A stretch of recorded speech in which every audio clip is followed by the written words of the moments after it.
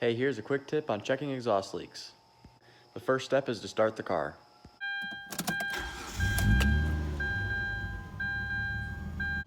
Alright, now before it gets too warm, put your hand over the tailpipe. So on this specific vehicle, it actually Y's and there's two tailpipes at the end. With that being said, you have to cover them both up. Okay, so putting your hands over the tailpipes will actually force the system to build up pressure.